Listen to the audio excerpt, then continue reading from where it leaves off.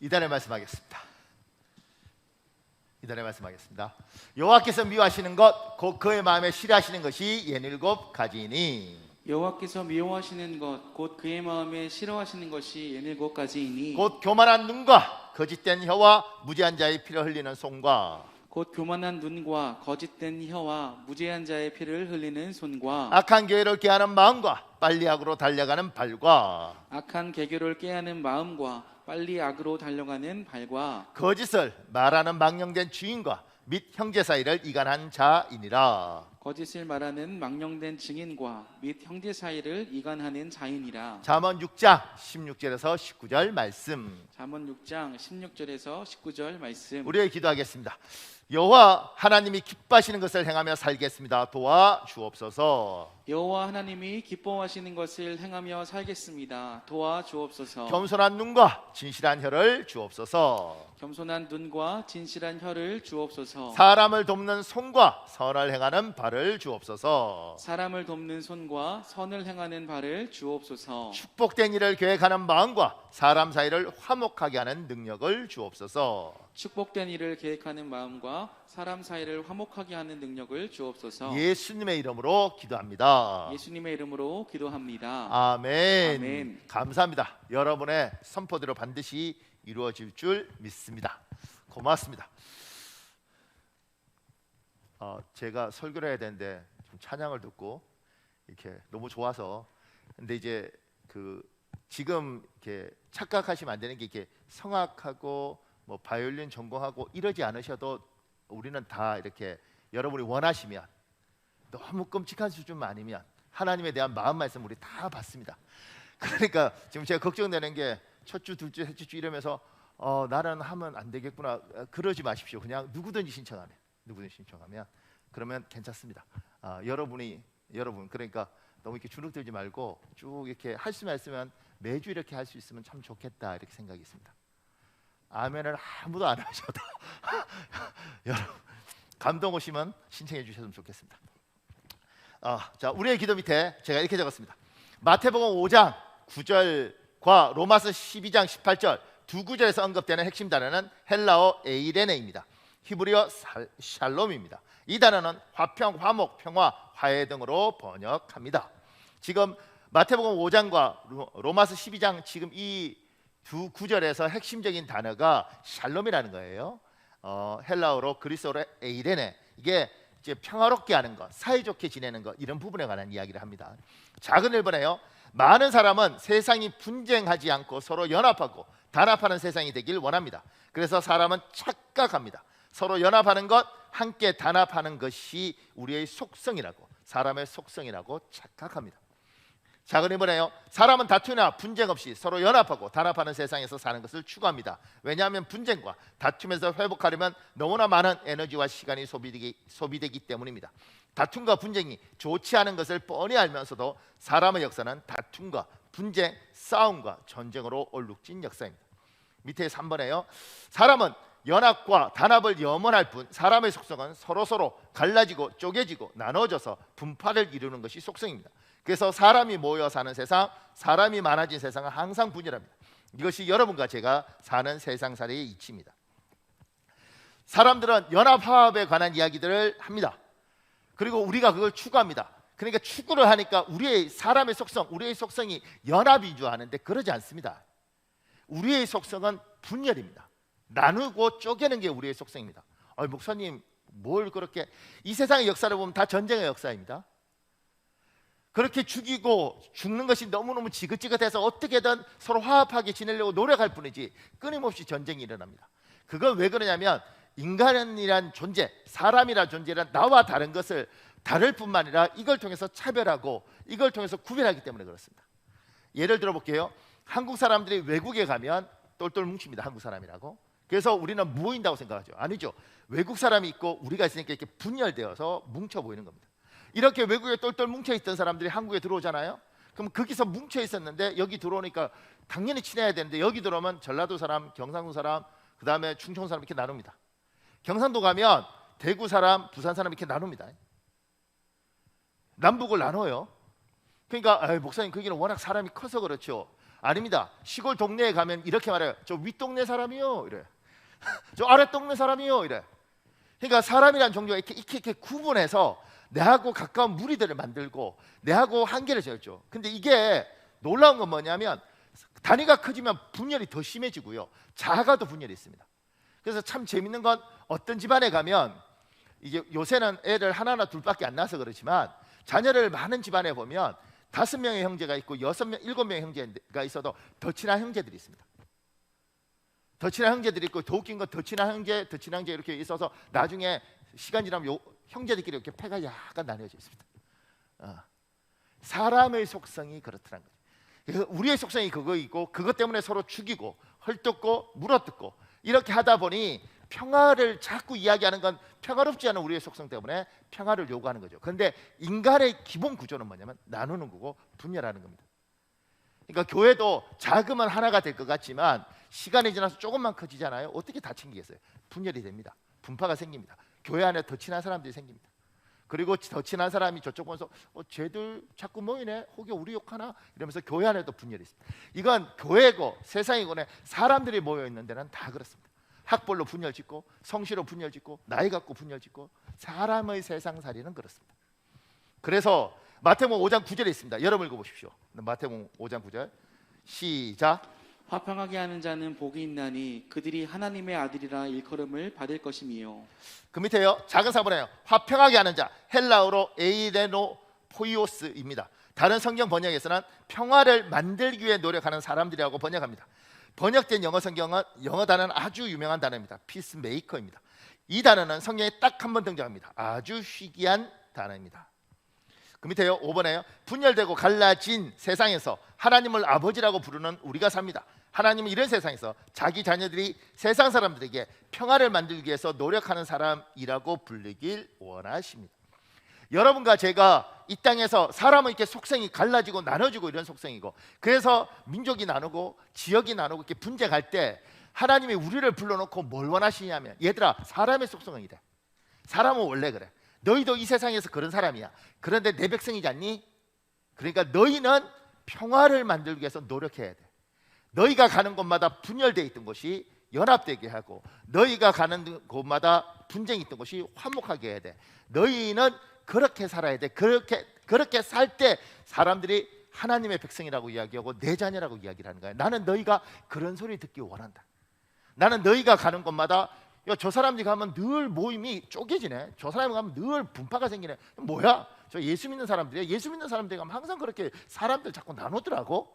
그렇게 이야기를 듣는 것이 아니고, 저거 누구야? 예수 믿는 사람이래. 저 사람들이 가면 굉장히 시끄러운 동네인데 저 사람들이 가서 좀 살면 어떻게 그렇게 동네가 이렇게 화합이 되더라고. 저 누구야? 예수 믿는데. 그래? 예수쟁이들은 화평하기 위해서 굉장히 노력하는 사람들이네. 하나님의 이야기를 듣고 싶은 거죠. 이야기를 들을 때 하나님이 영광을 받고 하나님이 높임을 받는 거예요. 화평케 하는 자 누구? 예수쟁이. 이렇게 되는 거죠. 시끄러운 사람 누구? 예수 안 믿는 사람. 하나님이 우리에게 그걸 원하시는 겁니다. 그런데 여기 말하는 것처럼 평화를 이루기 위해서 만들기 위해서 노력하는 사람, 노력해야 되는 거죠. 왜냐하면 우리의 속성이 아니에요. 우리의 속성은 반드시 파당을 짓습니다. 내하고 다르고, 또 나보다 잘난 사람을 시기하고 질투하고, 그리고 내가 약하니까 세력을 모으고, 우리의 속성은 그렇습니다. 사람은 그렇습니다. 그 밑에요, 그러니까 화평을 만들기 위해서 여러분과 제가 꼭 하나 기억해야 될 게 있는데, 화평하게 하는 자는 사소한 것에 목숨 걸지 않습니다. 웃자고 한 말에 축자고 덤비지 않습니다. 예수 믿는 사람은 결코 사소한 것에 목숨 걸지 않고 웃자고 한 말에 축자고 덤비지 않습니다.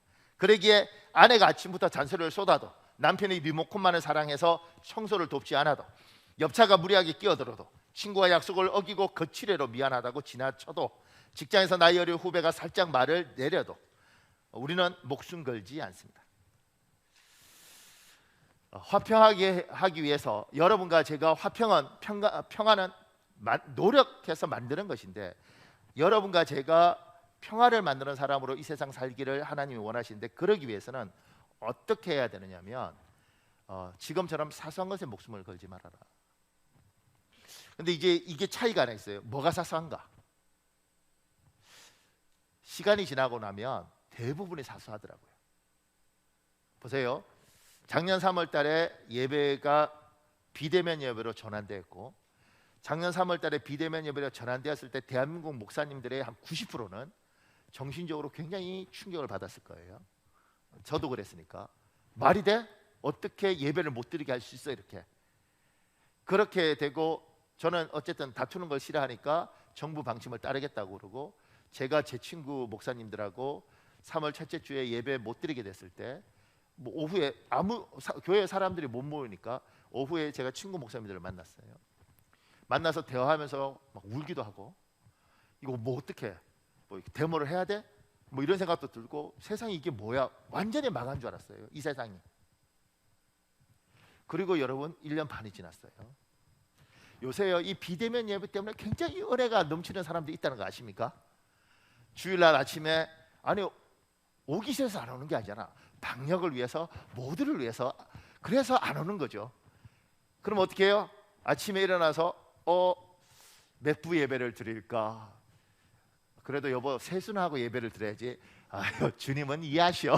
이러고 세수 안 하고 예배 드릴 수도 있죠. 여보 그래도 예배 드리는데 그냥 드리면 안 되지. 소파에 그렇게 누워서 다리 끌면서 예배 드리는 건 하나님 앞에 예의가 아니잖아. 주님은 중심을 보시오. 이러면서 얼마나. 그런데 저는 어떤 생각이 들게 되느냐면, 그래도 예배하는구나 성도들이.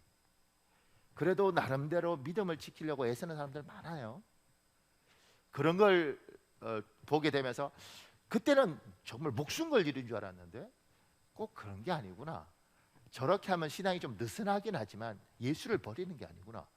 엄청 중요한 일이라고 생각했는데 그래도 이해가 갈 수 있는 부분이 있구나. 근데 그때 3월 달에는요, 제가 이게 제가 자제가 안 되니까 제가 교역자 회의하다가 막 우리 부목사님들이 있고 이러는데 내가 눈물이 터져서 막 울었다고요. 사역자도 얼마나 민망했겠어요. 담임 목사가 울고 있는데. 근데 감정이 복받치니까 어떻게 못하겠더라고. 그렇게 세상 끝난 줄 알았어요. 지나보니 사소하더라는. 10대 때 죽을 것 같은 일이었는데 20대가 되면 뭐 그렇게까지, 30대 되면 뭐 그런, 40이 되면 아유 뭐 세상 다 그러지. 10대 때 첫사랑하고 헤어지면 죽을까 생각을 해요. 20대가 되니까 첫사랑은 그냥 지나가는구나. 30대 애들이 다 그러지 뭐, 이렇게 가는 거죠. 우리한테 너무너무 소중했는데 그렇지 않는 일들이 많더라. 지나가서 시간이 지나가 보면 이때는 목숨 걸 일 같지만 그렇지 않은 일이 많더라. 그러면 왜 이때 죽을 것처럼 싸웠을까? 이때 왜 그렇게 서로 상처를 주면서 그렇게까지 할 말 못할 말 뱉어댔을까? 그때 그냥 덮고 가면 될 텐데 어떻게 그렇게 악다구니를 하면서 싸움을 했을까? 화평하게 하기 위해서 사소한 것에 목숨 걸지 않는다. 뭐가 사소한가? 여러분이 은혜를 많이 받으면 이 세상에 대부분이, 여러분이 겪는 98%가 사소하다는 거 알게 될 겁니다. 심지어 집을 사기 맞아서 날리는 일조차 사소한 일일 수 있습니다. 속아서 몇 천만 원 날린 게 얼마나 큰 일이에요. 그것도 사소한 일이라는 걸 알 수 있습니다. 시간 지나고 나니 그때는 그래서 죽어버릴까 그러는데 그 시간 지나고 나니까 그거 갖고 웃으면서 이야기하고 있더라.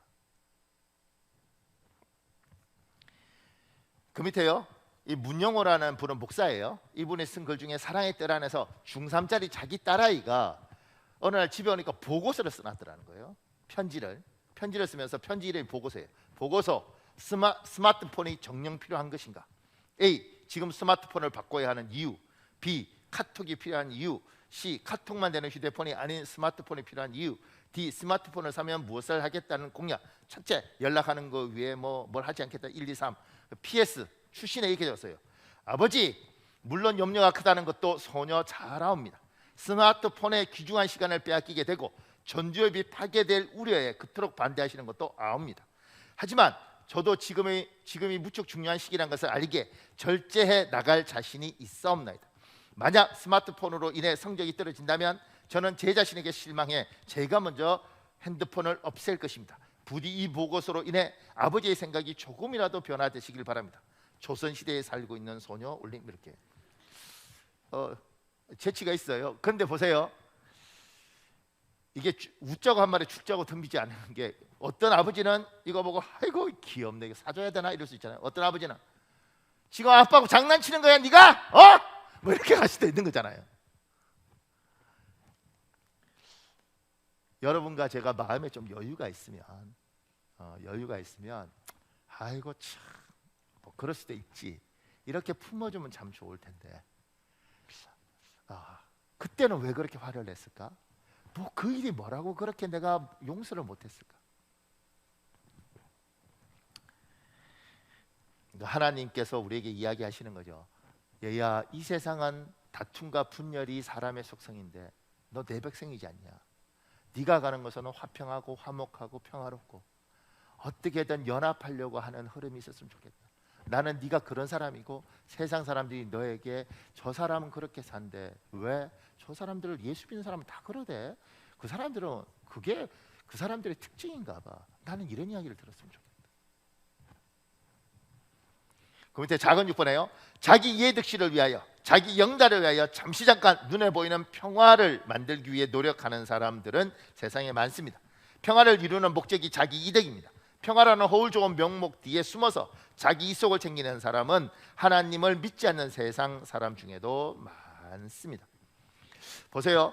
제가 연합만 이득인가 이렇게 보니까 연합만 이득이 아니라 어떤 사람들은 분열이 이득이더군요. 싸움박질하는 게 이득이더군요. 왜냐하면 우리나라 6.25 전쟁 때 6.25 전쟁이 있으면서 북한이든 우리든 모든 사람이 고통스러웠지만 그 중에서 정권 잡은 사람들은 나름대로 자기가 가질 걸 충분히 챙기고 자기의 어떤 이득을 충분히 분열 속에서 찾더라고요. 지금도 싸움박질을 붙여놓고 정치이든 뭐 어떤 사회적 이슈이든 싸움박질을 붙여놓고 그 싸움박질 속에서 세력을 모으기도 하고 그 싸움박질 속에서 편을 들어서 자기 이득을 습취하는 사람도 많더라고요. 연합해서 이득이 되면 연합하고 분열해서 이득이 되면 분열을 찾고, 그러니까 이 사람들은 평화를 추구하는 사람이 아니고 자기 이득을 추구하는 사람이죠. 그래서 어떤 모임을 깨버리기도 하고 어떤 사람들을 모으기도 하고 모든 것들이 뭐예요? 이득을 위해서 가는 세상. 그 속에서의 연합이, 이득을 위한 연합은 언제든지 깨어질 수 있다. 그리고 세상에는 분쟁을 일으키고 분란을 일으켜서 자기 목적을 성취하는 사람들이 있더라. 왜냐하면 세력화가 되고 그 세력에서 자기가 목소리를 내고 기세를 제압하고 이득을 취하더라. 그들의 평화는 거짓 평화예요. 그런데 7번에요. 작은 7번에요. 자기 이득이나 영달이나 하나님의 영광을 위해서 하나님이 평화로운 것을 좋아하시기에 평화로움을 추구하는 사람은 아주 소수입니다. 우리 마태복음 5장 16절인데 여러분 읽어볼래요? 시작. 이와 같이 너희도 너희 빛을 사람들에게 비추라. 그래서 그들이 너희 선한 행실을 보고 하늘에 계신 우리 아버지께 영광을 돌리도록 하라. 내 이득하고 상관없이 심지어 나의 내가 좀 손해를 본다 할지라도 하나님의 영광을 위해서, 하나님이 평화로운 걸 좋아하시니까, 그래서 나는 이 세상을 평화롭게 만들고 우리 집안을 평화롭게 만들고 우리 가정을 평화롭게 만들고 우리 교회를 평화롭게 만들겠다. 이 사람에 대해서 이런 가치관을 가지고 있는 사람, 하나님은 이 사람들이 우리가 되길 원하는 거죠. 하나님, 내가 지금 집안이 이런데 내가 이 평화를 위해서 좀 손해를 보겠습니다. 심지어 우리 집안에 유산이 이만큼 있는데 우리 형제들끼리 이거 갖고 이전 투구를 할 수도 있고 내가 내 권리를 주장할 수도 있는데 이 집안의 평화를 위해서 내가 이만큼 포기하겠습니다. 굉장히 큰 돈인데 나도 아쉬운데 하나님 평화를 위해서 내가 희생하겠습니다. 저기 왜 저렇게 양보했대? 예수 믿으니까 하나님이 그걸 별로 안 좋아하신다 그래서 자기가 그렇게 양보를 했대. 예수 믿으면 저렇게 되는 거야? 그래, 예수 믿는 사람들은 저렇게 산대. 자기가 좀 힘들어도 전체를 위해서 시끄럽지 않고 다투지 않게 해서 자기를 양보한대. 바보들 아니야. 그런데 나는 저렇게 못 살겠어. 근데 내 아들은 나처럼 안 살았으면 좋겠어. 저 사람들처럼 살았으면 좋겠어. 나는 이 세상 살아남기 위해서 정말 악다구리 하면서 살았는데 내가 이렇게 힘들게 살아서 내가 뭐 챙겼지만 참 인생 고달퍼. 근데 내 자식만큼은 이렇게 살지 않고 저 사람들처럼 좀 손해 보더라도 좀 양보하더라도 사람이 참 괜찮네. 이런 사람들이면 좋겠어. 최소한 우리 집에 시집 오는 며느리는 너무 독한 게 아니고 저렇게 좀 답답하긴 하지만 그래도 전체를 위해서 저렇게 희생하고 나름대로 양보하고 평화를 위해서 자기 손해를 감수하고 저런 며느리가 들어왔으면 좋겠어. 그래도 저런 게 큰 며느리가 들어와야지 삼형제가 조용하게 잘 가고 우리 사남매가 우리 자식 사남매들이 좀 평화롭게 가지 않을까? 참 뭐 나는 저렇게 사는 게 별론데 내 며느리만큼은 우리 사이만큼은 아니 내 아들만큼은 좀 저랬으면 좋겠어. 우리가 이렇게 말을 하지 않겠냐?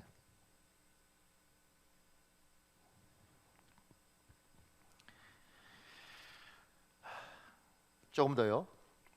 제 작은 8번에요. 질문. 하나님의 영광을 위해서 나는 나의 삶과 나는 나의 삶과 나의 삶 주변의 모든 사람에게 평화를 이루기 위해서 노력하는 사람인가? 그것을 위해서 기꺼이 자기를 희생하는 사람인가? 우리 김동호라는 사람이 쓴 글 중에 이런 내용이 있습니다. 목사님 읽어줄래요? 김익명 장로님 이야기도 좀 하고 싶습니다. 제 평생 잊을 수 없는 중요한 삶의 원칙과 교훈을 준 이야기이기 때문입니다. 위안부 교육전서 때 당회에 건의할 내용이 있었습니다. 그 내용을 김 장로님에게 부탁드렸습니다. 위안부 부장이고 저를 아껴주시고 잘 이해해주시는 분이기도 했지만 그 당시 김 장로님이 교회에서 가장 헌금을 많이 하시는 분이셔서 당회에서 발언권이 쓸 것이라고 생각하기 때문입니다. 제가 이 목사님으로도 직접 들었었는데 당시 김 장로님은 우리 교회 재정의 3분의 1 정도로 혼자 연보하고 있었습니다. 그런데 그때 김 장로님께서 잊을 수 없는 말씀을 해주셨습니다. 전사님이 알다시피 내가 헌금을 좀 많이 하지 않습니까? 그래서 저는 당회에서 가급적 발언하지 않으려고 합니다. 왜 그러시냐고 묻는 저에게 김 장로님은 이렇게 말씀하셨습니다.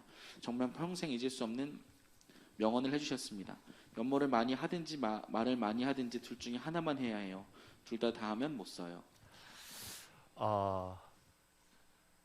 우리가 평화를 이루는 사람인가 이 질문했을 때 평화를 이루기 위해서는 노력해야 되잖아요. 그걸 위해서는 자기 희생이 필요합니다. 내 거 손해 하나도 안 보고 평화 이루기가 어렵습니다.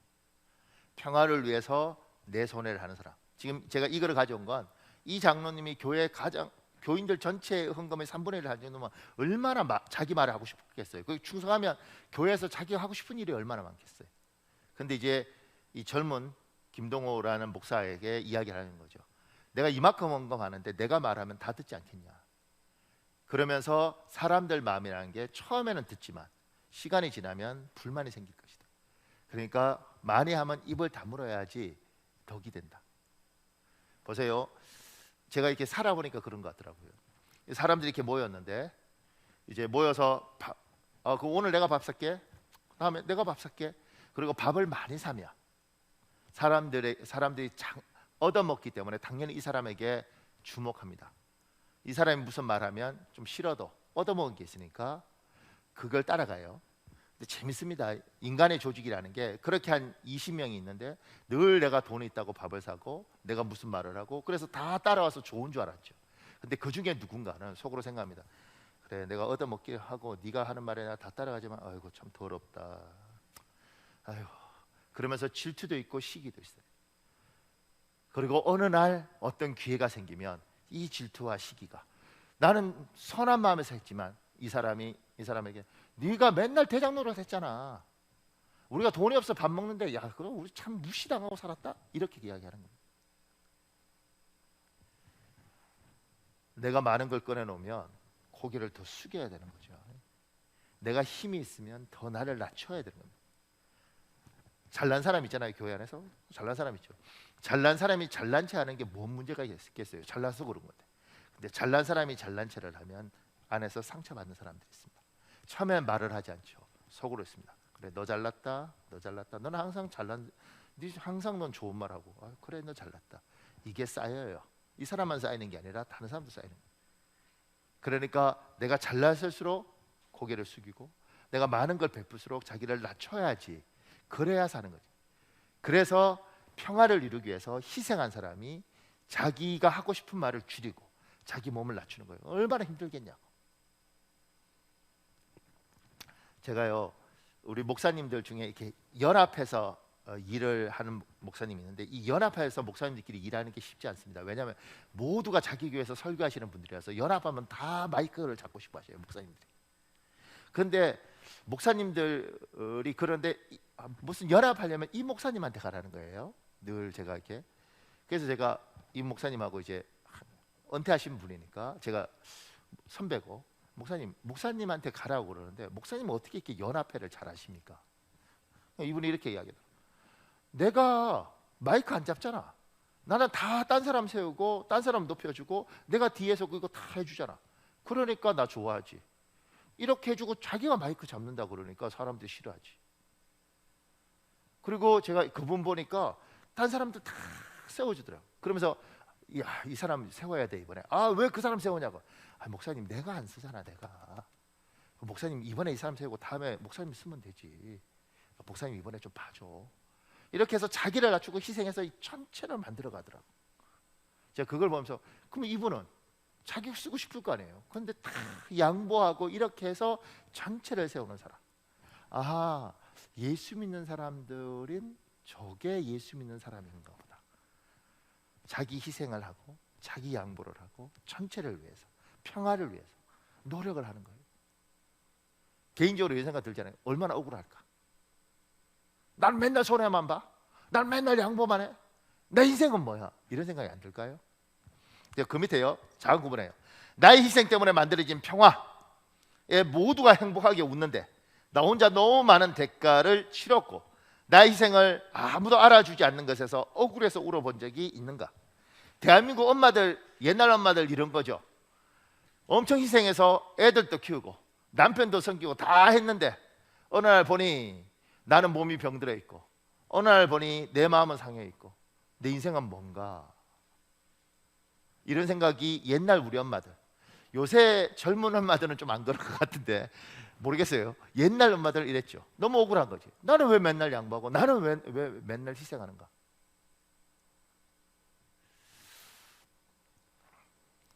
그 밑에 우리 출애굽기 13장 19절에 있습니다. 여러분 읽어볼래요? 시작. 모세가 요셉의 유고를 가졌으니 이는 요셉이 이스라엘 자손으로 단단히 맹세하게 하여 이르기를 하나님이 반드시 너희를 찾아오시리니 너희는 내 유고를 여기서 가지고 나가라 하였음이더라. 제가 요셉이 한 이야기를 꺼내놓은 건 뭐냐면 요셉이 죽을 때 한 유언이에요. 요셉이 죽을 때 뭐라고 이야기하냐면 400년 후에 하나님이 너희를 반드시 여기서 끄집어 내서 약속의 땅으로 보낼 텐데 지금 이집트에 내가 죽지만 400년이든 뭐든 하여튼간 앞으로 먼 훗날에 하나님이 너희를 데리고 나갈 때 꼭 내 뼈를 가지고 가라. 난 이 약속대에 가고 싶다. 이 사람은 죽으면서 무슨 생각을 했냐면 하나님이 모든 걸 보고 있고 하나님이 모든 걸 기억하고 400년이 지났든 말든 하나님은 자기의 희생과 자기의 헌신을 기억할 거라는 믿음이 있었습니다. 여러분과 제가 양보하는 이유, 희생하는 이유, 이 전체가 평화로운 것, 하나님은 평화를 좋아하시고 화목하고 화평한 걸 좋아하시니 하나님이 좋아하시고 하나님이 우리 교회를, 우리 집안을 그리고 우리 가문을 그러기를 원하시니까 내가 기꺼이 희생하면서 내가 희생할 때 사람들이 다 알아줘. 사람들이 심지어 딴 놈이 영광을 받아. 다른 애가 잘난 체를 내. 내가 한 공을 저 사람이 다 뺏어가. 너무너무 억울하고 너무너무 원통한데 그럼에도 불구하고 우리의 믿음, 하나님 당신이 원하는 것이 화평이기 때문에 내가 내 희생을 하면서 이걸 만들겠습니다. 사람들은 몰라도 주님은 알아주셔야 됩니다. 그리고 당신은 알아주실 줄 믿습니다. 당신은 보답해 줄 줄 믿습니다. 내가 하나님 보고 합니다. 사람 보고 하면 실망해요. 사람 보고 하면 상처받습니다. 제가요, 제 모교회, 제가 자랐던 교회를 보니 교회가 조그만 지하에 있을 때 교인들이 헌금하고 수고하고 그래서 지하에서 지상 상가로 오고 상가에서 건물 지어서 오고 거기서 나중에 몇천 평 사서 막 이렇게 짓고 그래서 유명한 교회가 됐어요. 아주 큰 교회가 됐습니다. 그리고 놀라운 건 뭐냐면 옛날에 워낙 가난하고 못 배운 성도들이 헌금하고 이랬는데 그 성도들이 지금 다 늙었고 그 성도들은 교회에서 다 뒷방 늙은이가 됐어요. 그리고 커지니까 시장도 오고 커지니까 경찰서장도 오고 뭐 구청장도 오고 교인으로 그렇게 해서 다 교회 힘들고 어려울 때 헌신한 사람이 이거 다 자리 잡았을 때 새로운 사람들이 와서 그리고 이렇게 어른 행세를 하고 있어요. 옛날에 헌신했던 성도들이 이런 생각 안 들겠어요? 그 어려울 때, 그 힘들 때 내가 전도하고, 그 교회 지하에서 막 물 셀 때 내가 물 퍼내고, 그렇게 해서 이게 이렇게 잘 됐는데 아무도 날 안 알아줘. 안 알아줘. 심지어 내가 이 교회를 헌신했던 사람인지 알지도 못해. 새로운 성도도 안녕하세요 이렇게 하고 뭐 권사님이신가요? 뭐 이러고 그냥 지나가. 이것들이 내가 얼마나 고생해서 얼마나 헌신해서 왔는데 억울하지 않겠어? 원통하지 않겠냐고. 화도 안 나겠어요? 막 떠들고 싶지 않겠어요? 내가 30년 동안 충성했다고 이런 말 하고 싶지 않냐? 그래서 이만큼 왔다고 이러고 싶지 않겠냐고. 심지어 목사님한테도 슬플 수 있죠. 목사님, 그래도 목사님은 내한테 매주 전화해줘야 되지 않냐? 이런 생각 안 들겠어요?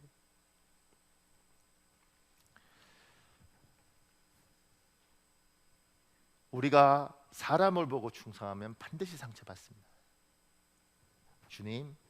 주님이 이 집안이 평화롭기를 원하시니, 주님이 이 교회가 화목하기를 원하시니, 주님이 내가 속해 있는 이 목장이 화평하기를 원하시니, 내가 당신 보고 당신이 기억할 걸 알고 내가 합니다. 사람들은 모르죠. 내 자식 새끼도 때로는 지 엄마의 공을 모르고 지 아버지의 노력을 모르는데 어떻게 사람들이 알겠습니까? 하나님, 알아주면 고맙고 몰라도 괜찮습니다. 그런데 내가 당신이 이걸 좋아하시니 내가 희생하고 하겠습니다. 하나님이 갚아주십시오. 하나님이 기억해 주시면 됩니다. 당신만 알아주시면 됩니다.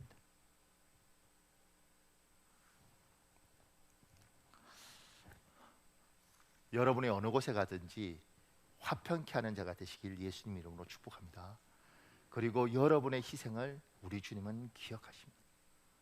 여러분의 억울하고 원통하고 눈물 흘리고, 심지어 여자가 내가 희생했는데 내 남편은 몰라줘요. 아버지가 그 고생을 했는데 내 자식이 엄마만 훌륭하다 그러고 날 몰라줘요. 속 많이 상할 수 있습니다. 내가 충성했는데 담임 목사님이 우리가 얼마나 고생한지 몰라줘요. 억울할 수 있습니다. 근데 사람은 그것밖에 안 되는 거죠. 저분이, 당신이 이 가정에 날 보냈고 당신이 여기가 화평하기를 원하시니, 당신이 나를 이 교회에 보냈고 이 교회가 화평하기를 원하시니, 당신이 나를 여기에 근무하게 하셨고 여기가 화목하기를 원하시니, 내가 당신 때문에 내가 화평케 하는 자로 저들 앞에 서겠습니다. 내가 억울할 때도 있고 원통할 때도 있지만 주님 보시옵소서, 주님 기억하시옵소서. 그 밑에요, 대인관계가 좋은 사람이 있습니다. 사람 관계에서 아주 잘 풀어내는 재능을 가진 사람이 주변에 종종 있습니다. 그런데 이런 능력의 소유자도 자기 자신과 평화를 이루지 못하고 사는 사람이 꽤 많습니다. 사람 관계 굉장히 좋은데 자기 자신하고 관계가 안 좋은 사람이 있습니다. 작은을 보내요. 나는 하나님을 믿는 사람으로서 주변의 모든 사람과 내가 가는 모든 곳에서 평화를 만들기 위해 노력하는 사람이다. 그런데 정작 나 자신과는 화목한가? 조금 더 그 밑에 자기 자신을 소중히 여기고 값어치 있는 존재로 생각하는가? 자기 생활에서 사회생활에서 인권을 주창하고 사람 존중을 가치로 내세웁니다. 그러나 무한 경쟁의 자본주의 사회에서 능력치가 다른 사람과 비교 위에 있지 않는 사람은 현실적으로 귀하게 여겨지지 않습니다. 이런 세상임에도 불구하고 나 자신을 존귀한 존재로 이 땅에 살아있는 것만으로 충분히 가치 있는 존재로 생각할 수 있는가? 여러분과 제가 우리가 어느 곳에 가든지 여기를 화평하게 만들고 여기를 평화롭게 만들고 희생을 합니다. 그런데 그렇게 사는 게 우리 예수 믿는 사람들의 특징이죠. 그런데 그러면 나는 다른 사람하고는 이렇게 잘 지내려고 그러고 다른 사람을 화평하게 하려고 하는데 나는 나 자신과는 화평한가? 생각보다 많은 사람이 자기와 자기 자신이 화평하지 못합니다. 자기 자신을 귀하게 여기고 소중하게 여겨야 되는데 자기 자신에서 나는 못난 놈이에요. 나 같은 놈은 나는 원래 안 돼 이러면서 자기 자신과 항상 부딪히고 자기 자신에서 책망하고 스스로에게 상처 주는 사람들이 있습니다. 특히 무한 경쟁 사회이지 않습니까? 바깥에 잘난 사람들이 너무 많고 똑똑한 사람들이 너무 많습니다. 그 속에서 부딪히고 난 이후에 나는 왜 이렇게 태어났을까? 나는 왜 이것밖에 되지 않을까? 스스로에 대해서 끊임없이 학대하듯이 자책하는 사람이 있죠. 나 같은 건 가치가 없어. 이렇게. 그게 이 세상이 주는 시각입니다. 똑똑하고 잘난 사람, 그 사람들이 전 TV 드라마도 왜 그렇게 잘생긴 것들이 주인공을 하죠? 왜 그렇게 예쁜 애들이 주인공을 하지? 감독들이 인권에 대한 생각이 있다면 나 같은 사람을 캐스팅을 해서 많은 사람에게 위로를 줘야 되지 않겠어요? 그런데 왜 보고 있으면 저렇게 생기지 못하면 뭔가 하자가 있는 것처럼 세상이 그러죠. 정말 머리 좋은 저 사람이 되지 않으면 뭔가 부족한 사람처럼, 그래서 내가 가치 없는 사람처럼. 근데 여러분과 제가 잊지 말아야 될 게 있습니다. 세상은 그렇게 말을 해요. 그 밑에요, 하나님을 믿는 사람은 이 세상의 시각에 매몰되면 안 됩니다. 하나님은 우리의 능력이 아니라 우리의 존재 자체로 고귀하다고 말씀하십니다. 요한복음 3장 16절 있습니다. 여러분 읽으십시오. 시작. 하나님이 세상을 이처럼 사랑하사 독생자를 주셨으니 이는 그를 믿는 자마다 멸망하지 않고 영생을 얻게 하려 하심이라. 여러분과 제가 예수 믿는 사람이잖아요. 세상 사람은 좋은 학교를 나왔을 때 가치가 있고 뛰어난 영어 실력을 가지고 있을 때 가치가 있는 거예요. 능력만큼 가치가 있는 거예요. 능력 없으면 살아있을 필요가 없어요. 가치가 없습니다. 이게 이 세상이 이야기하는 거예요. 그러니까 이 세상은 그걸로 보니까, 그러니까 사람들이 인권을 자꾸 이야기하는 게 뭐냐면 자꾸 가치 없이 보지 말라, 이렇게 해서 인권을 이야기하는 거죠. 왜냐하면 그렇게 요구해도 사람을 자꾸 가치 없이 보니, 공부 못하는 애들은 가치 없고, 못생긴 애는 가치 없고, 돈 없으면 가치 없고, 이렇게 가는 거죠, 이 세상은. 근데 하나님의 사람들도 이 세상을 살다 보니까 자꾸 그렇게 생각해요. 그러지 않습니다. 여러분과 제가 예수를 믿잖아요. 세상 사람들이 아니라 우리는, 세상 사람들은 사람들 살고, 예수 믿는 사람들은 우리는 어떤 가치가 있는가?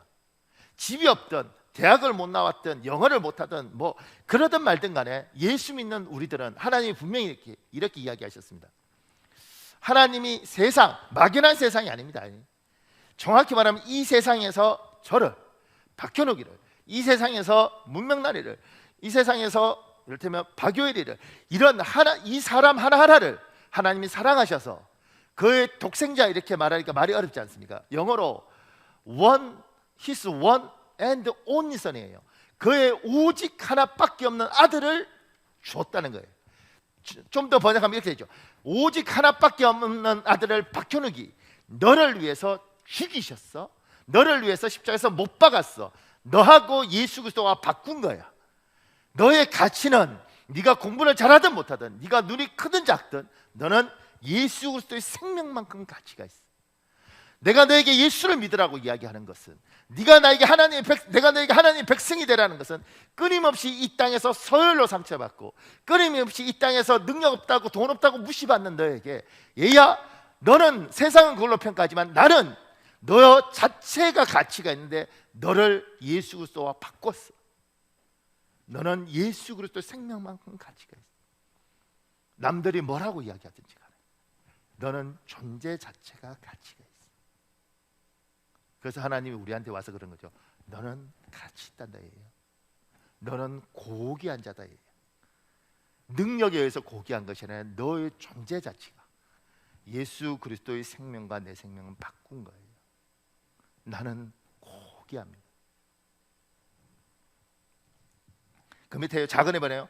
예수님을 믿기 이전에 과거의 삶과 화목하십시오. 과거에 매이지 마십시오. 우리는 거듭나기 이전과 거듭난 이유가 완전히 다른 사람입니다. 고린도후서 5장 17절에 이렇게 말하는 거예요. 그런즉 누구든지 그리스도 안에 있으면 새로운 피조물이라 이전 것은 지나갔으니 보라 새 것이라. 하나님 분명히 우리에게 새 것이라고 이야기하잖아요. 조금 더 밑에요. 하나님은 과거의 나의 과거의 잘못을 예수님의 이름으로 용서하셨습니다. 그러니 나 자신도 나를 용서하십시오. 조금 더요. 작은 산문에요. 예수님을 믿고 난 이후에 잘못에 대하여 스스로 정죄하지 마십시오. 자책하지 마십시오. 스스로 정죄하고 자책에 빠지는 사람은 자기 자신과 화목할 수 없습니다. 요한복음 8장 3절에서 11절은 가늠하다 잡혀온 여인에게 예수님 뭐라고 이야기하냐면 나도 너를 정죄하지 않는다고 이야기해요. 조금 더 밑에요. 자책하거나 정죄의식을 가지지 마십시오. 우리의 잘못을 계속해서 지적하며 자책하도록 만드는 영적 흐름이 있습니다. 그것과 싸워서 이기십시오. 그 생각에서 벗어나십시오. 그 밑에요. 기독교는 자책하거나 정죄의식을 가지지 않습니다. 기독교는 회개합니다. 그리고 툴툴 털고 넘어진 자리에서 다시 일어납니다. 쓰러진 곳에서 다시 시작합니다. 지금 요 이야기는 다 똑같은 예요.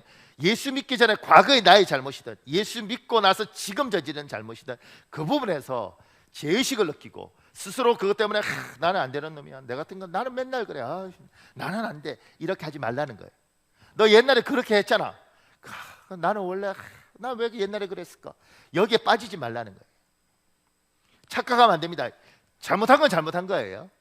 실수한 건 실수한 거예요. 하나님은 우리에게 이렇게 말합니다. 실수한 거 오케이.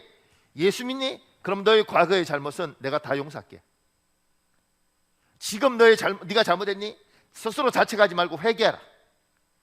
자책과 회개를 건 자책은 스스로 책짓질하면서 나는 안 되는 놈이야. 내 같은 게 뭐 이게 자책이고요. 회개는 하나님 잘못했습니다. 다시 한번 해보겠습니다. 도와주십시오. 이게 회개입니다. 하나님은 우리에게 이 세상의 영적 흐름 중에 우리에게 참수하는 흐름이 있습니다. 우리를 스스로 정죄하는 흐름이 있습니다. 너는 안 돼. 너는 항상 그래. 너 같은 게 뭐. 그렇게 해서 우리를 주눅들게 하고 늘 움츠러들게 하고 만드는 영적인 흐름이 있습니다. 이게 있는데 자기하고 어떻게 화평하겠습니까? 내가 나를 정죄하고 나를 내가 못난 놈이라 그러고 내 같은 게 안 된다고 이야기하는데 어떻게 자기 자신과 화평할 수 있겠어요? 자기가 평화로울 수 있겠냐고요. 하나님이 우리를 자기 백성 만들 때 내 예수 그리스도와 바꿔서는 고귀하네라고 이야기하잖아요. 여러분과 저에게 하나님이 이렇게 말하죠. 내가 널 고귀한 사람을 만들 때 너의 과거에 이제 다 용서했다. 나는 용서했는데 저 사람은 용서하지 않아. 너를 알던 옛날 사람들은 용서하지 않아. 그들은 이렇게 말할까? 저놈은 옛날에요, 쟤는요, 이렇게 이야기를 할 거다. 그건 네가 살아온 것에 대한 대가다. 그런데 그 부분에서 미안하다 그러고 잘못했다 그러고 용서해달라 그러고 그리고 가라. 그게 매이지 말아라. 저들은 30년이 지나고 50년이 지나도 용서 안 할 수 있다. 저들에게 네가 저들에게 용서해 주면 좋겠지만 용서를 저들이 하든 말든 미안하다 그러고 저들이 욕하면 그 비난을 받아라. 네가 잘못했잖냐. 근데 그것 때문에 스스로 자책하고 움츠러들지 말아라. 미안합니다. 잘못했습니다. 제가 또 실수했네요. 제가 제대로 하겠습니다. 그리고 네 길을 가라. 왜냐하면 나는 널 정죄하지 않는다. 그러니까 너도 널 정죄하지 말아라. 하나님 미안합니다. 잘못했습니다. 제가 잘하겠습니다. 그리고 일어나라. 사람들 앞에는 제가 이번 주 이 말씀 묵상하면서 끊임없이 했던 게 제가 30대 목사로서 부족했을 거 아니겠어요? 40대 목사로 부족했을지 않겠어요? 내가 그때 목사로서 왜 이런 부분에서 이렇게 좀 더 포용력이 있고 좀 더 사람을 감싸놨으면 얼마나 좋았을까 이런 생각을 합니다. 후회가 밀려오죠. 왜 내가 그때 그런 말을 뱉었을까? 왜 그때 내가 그런 마음을 먹었을까? 왜 내가 그때 좀 더 지혜롭지 못했을까? 이런 자책감이 밀려옵니다. 그 자책각을 받아들이는 순간 사단이 승리하는 거죠. 나 같은 거 안 돼. 나는 왜 이 모양이야? 이렇게 가죠. 근데 하나님이 우리에게 주는 마음은 뭐냐면 하나님 내가 그때 잘못했네요. 회개합니다. 용서해 주십시오. 하나님은 나는 널 정죄하지 않는다. 아멘. 하나님 내가 다시 한번 해보겠습니다. 잘하겠습니다. 제가 상처 줬던 사람이 있을 거 아니겠어요? 의도하든 의도하죠. 그 사람이 나한테 목사님 옛날에 저한테 상처 주셨습니다. 그럼 어떻게 해요? 주님이 날 용서했으니까 당신이 그러지 마. 이렇게 하는 게 아니고 미안합니다. 제가 어려서 그랬습니다. 제가 잘하겠습니다. 잘하긴 뭘 잘했어요. 미안합니다. 제가 잘하겠습니다. 그리고 여기에 눌리지 말고 여기에서 사과한다고 되는 게 아니잖아요. 미안합니다. 제가 다시는 안 그러겠습니다. 잘하겠습니다. 그리고 내 길 열심히 가는 거예요. 하나님의 사람들은 용서 안 합니다. 사람들은 앙금을 가지고 있습니다. 우리 이제 광복 72주년인가요?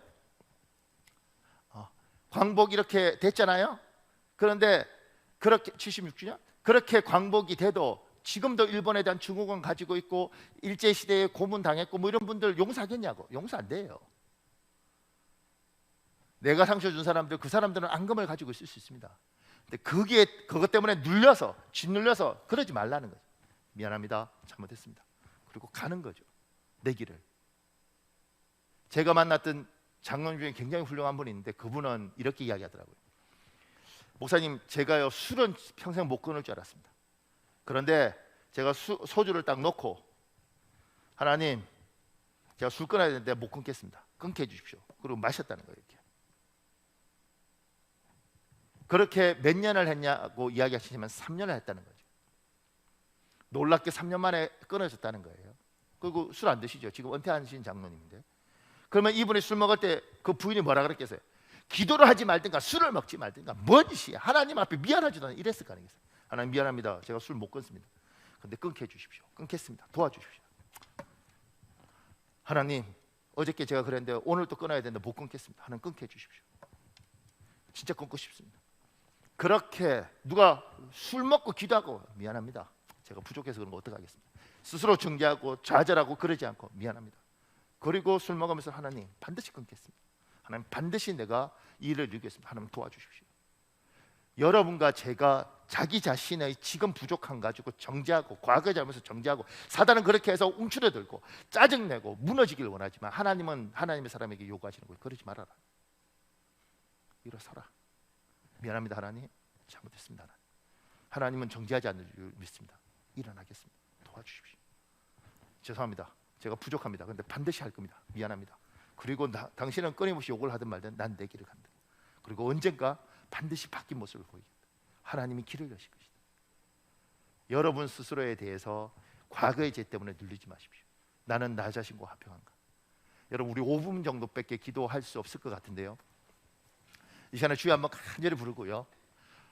오늘 말씀 가운데 하나님 여러분에게 한 말씀이 있다고 저는 믿습니다. 혹여 스스로 정죄하고 있습니까?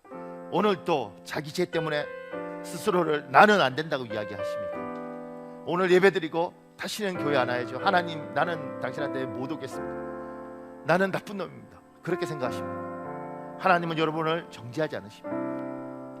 다시 일어서십시오. 그리고 과거에 발목 잡히지 마십시오. 그리고 스스로 가치 없다고 생각하는 사람이 있습니까? 여러분은 하나님의 one and only son, 오직 하나밖에 없는 유일한 아들과 생명을 바꾼 그렇게 귀한 사람입니다. 잊지 마십시오. 그리고 힘이 들지만 여러분의 평화를 위해서 희생한 것 주님 보고 계십니다. 주님 알고 계십니다. 주님 갚아주고 싶어 하십니다. 시간에 주여 한번 간절히 부르시고 우리 기도하겠습니다. 주여 아버지 하나님 여호와여 도와주십시오. 아버지 하나님 여호와여 도와주십시오.